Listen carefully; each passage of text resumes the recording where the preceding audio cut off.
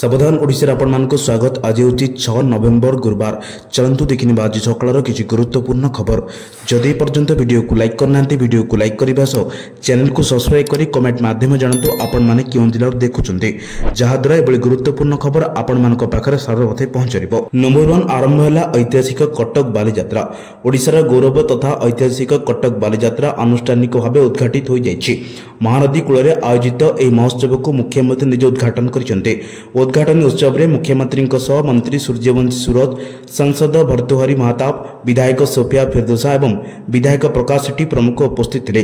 बालीजात्रा प्राचीन काल में ओडिशार साधव मानक द्वारा होतिबा सामुद्रिक वाणिज्यर स्मृति को मन पकाई थाए।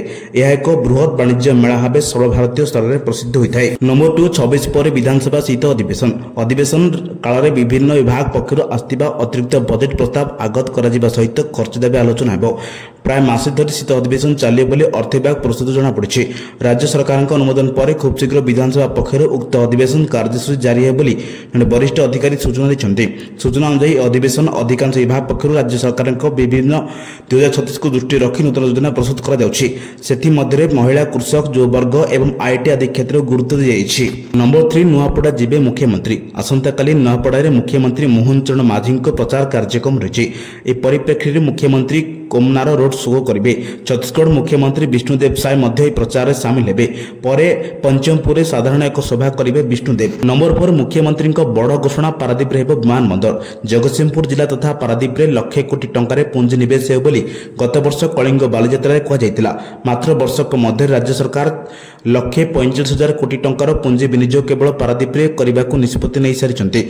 मुख्यमंत्री मोहन माझी मंगलवार दिन सारे पारादीप कलिंग बालीजात्रा महोत्सव उद्घाटन करने अवसर सूचना देते। एतद व्यतीत पारादीप एक एयरपोर्ट करने सरकार जांच करुछंती। खूब शीघ्र एयरपोर्ट पर घोषणा हेबा बोली मुख्यमंत्री कहते। नंबर 4 राज्य में कमिब तापमात्रा बढ़िब शीत। आसंता 2 दिन पर्यंत राज्य में शीतर प्रकोप बढ़िबा ने पूर्वानुमान करछि आंचलिक पाणीपाग विज्ञान केन्द्र। आसंता 7 दिन राज्य में पाग सुखिला रहिबो। या सह उभय दिन और रातिर तापमात्रा 2 ରୁ 4 डिग्री ह्रास पाइबो। हेथिपय राज्य में शीतर प्रभाव बढ़िबो। या सह राज्य में किछि अंचल घन कुहुडी मध्य देखा देबो। कोरापुट में घन कुहुडी देखा जायथिबा बेले राउरकेला हालुका कुहुडी देखा मिली। आसंता 24 घंटा मध्य उपकूल ओडिशा तापमात्रा बढ़िबो। सेहिभଳି राज्यर सर्वनिम्न तापमात्रा 12.5 डिग्री सेल्सियस फुलबाणी राज्यर सबुठारु ठंडा अंचल बोली पाणीपाग विज्ञान केन्द्र पक्षरु कहुଯାଇଛି। नंबर 6 चाषी खुशी खबर। चलित खरीफ ऋतु धान क्विंटाल पिछा आउ 69 टंका अधिक पाइबे चाषी। वर्धित एमएसपी अनुसार चाषी को अधिक 69 टंका देवे सरकार। एणिकी 3100 बदल में क्विंटाल पिछा 3169 टंका देवे सरकार। ग्रेड ए धान क्विंटाल पिछा मिल 3199 टंका। खाद्य जोगाण खाउटी कल्याण विभाग पक्षर विज्ञप्ति प्रकाश पाई। केंद्र सरकार क्विंटाल पिछा वर्धित एमएसपी 2369 टंका स्थिर कर सारी बेले राज्य सरकार क्विंटाल पिछा देउछंती 800 टंकार इनपुट सब्सिडी। नंबर 7 कमिला सुना दर। आज भारतीय बजार में 24 कैरेट सुना मूल्य 1,21,460 टंका रही। सेहीपरि 22 कैरेट सुना दर 1,11,350 टंका छुईंची। सेहीपरि राजधानी भुवनेश्वर में 24 कैरेट सुना मूल्य 10 ग्राम पिछा 1,21,480 टंका रही बेले 22 कैरेट सुनार मूल्य 1,11,350 टंका को पहुंची। सेहीपरि मुंबई में 24 कैरेट मूल्य 1,21,480 टंका और 22 कैरेट मूल्य 1,11,350 टंका रही। नुआदिल्ली में 24 कैरेट 1,21,630 टंका और 22 कैरेट 1,11,500 टंका रही। नंबर 8 जारी है पेट्रोल डीजेल नुआ दाम। भुवनेश्वर में कमिଛି पेट्रोल एवं डीजेल दाम। आज भुवनेश्वर में पेट्रोल दर 100 टंका 94 पैसा रही बेले डीजेल दाम लिटर पिछा 92 टंका 52 पैसा रही। सेहीपरि दिल्ली में पेट्रोल लिटर पिछा 94 टंका 77 पैसा और डीजेल दर 87 टंका 67 पैसा होची। मुंबई में पेट्रोल लिटर पिछा 103 टंका 50 पैसा होता बेले डीजेल लिटर पिछा 90 टंका 3 पैसा रही। सेहीपरि कोलकाता में पेट्रोल दर 105 टंका 41 पैसा रही बेले डीजेल दाम 92 टंका 2 पैसा रही। चीना में पेट्रोल दर 100 टंका 90 पैसा रही बेले डीजेल दाम 92 टंका 49 पैसा रही। नंबर 9 दिनक पर कंपिब भुवनेश्वर। मंच प्रस्तुत अतिथियत सरकार दफ्तर सजई हेलानी पूरा राजधानी। दीर्घ वर्ष पर ओडिशा 84तम जातीय रोड कांग्रेस आयोजक साजिଛି। केन्द्र सड़क परिवहन मंत्री नितिन गडकरी ठार आरंभ कर केन्द्र अधिकारी विशेषज्ञ इंजीनियर गोटे मंच में बसी सड़क भित्तिभूमि नहीं मानस मंथन करेंगे। 3500 अधिक प्रतिनिधि यह कार्यक्रम में सामिल हेबे। नवेम्बर 6 रु 10 तारिख जाए सड़क परिवहन संक्रांत में पर्यायक्रमे आलोचना हेबो।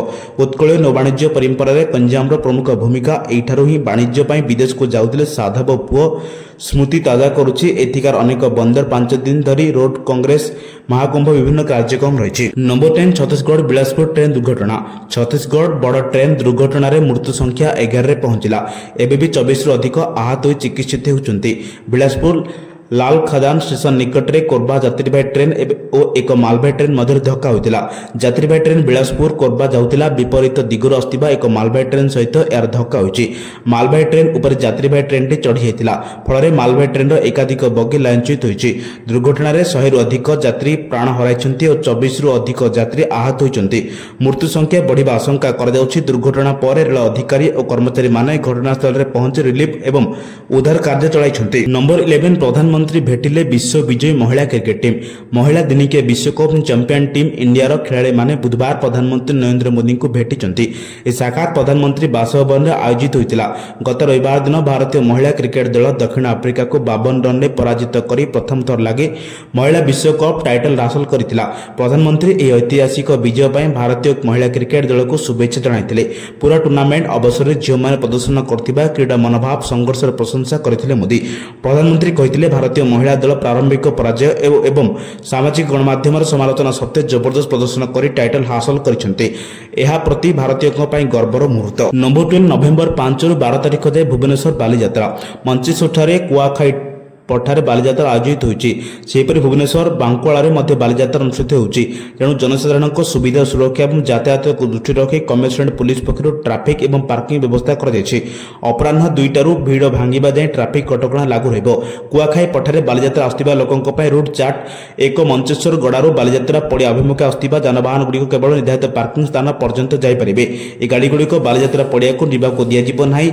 बरिमुंडा गाँ पार्श्वर आस्थिबा जानवाहन गुड़िक अंडस्थल ठारू अर्थात करीपाटना ग्राम ठारू आगू जावाक अनुमति दियाजिबो नाही एवं ए जानगुड़ी को बालीजात्रा पड़िया एवं जरीपाटना गाँ पड़िया निकट में होइतिबा पार्किंग स्थल में पार्किंग करबाकू पड़िबो। नंबर 13 राज्य में 7 रु बढ़िबो शीत। उत्तर एवं आभ्यंतरीण ओडिशार किछि स्थान में शीत बढ़िबा आरंभ होइछि। आसंता 10 तारिख पर्यंत एही बळी भाबे शीत प्रकोप लागि रहिबो। 11 तारिख रु सारा राज्य में शीत प्रकोप आउरी बढ़िबो बोली पाणीपाग विशेषज्ञ शरद साहू कहिसंती। 2 दिन हेला राज्यर रातिर तापमात्रा खसुची। रविवार रातिर तापमात्रा ठू सोमवार राति तापमात्रा अधिक स्थान में 2 रु 3 डिग्री सेल्सियस कमी। शीत मध्य अनुभूत है आगक आहरी कमिबार संभावना रही। आज राति 1 डिग्री तापमात्रा खसिबार संभावना रही। बुधवार तापमात्रा 2 डिग्री बढ़िबो किंतु आसंता 7 तारिख रु पुणी शीत बढ़िबो। 8 तारिख रे कंधमाल रे अनेक अंचल में तापमात्रा 13 डिग्री खसिबार संभावना रही। नंबर 14 युक्त 2 नामलेखा अवधि वृद्धि। सूचना देले सीएचएससी। बढ़िला युक्त 2 नामलेखा समय अवधि। नामलेखा समय बढ़िबा नै सूचना देला सीएचएससी।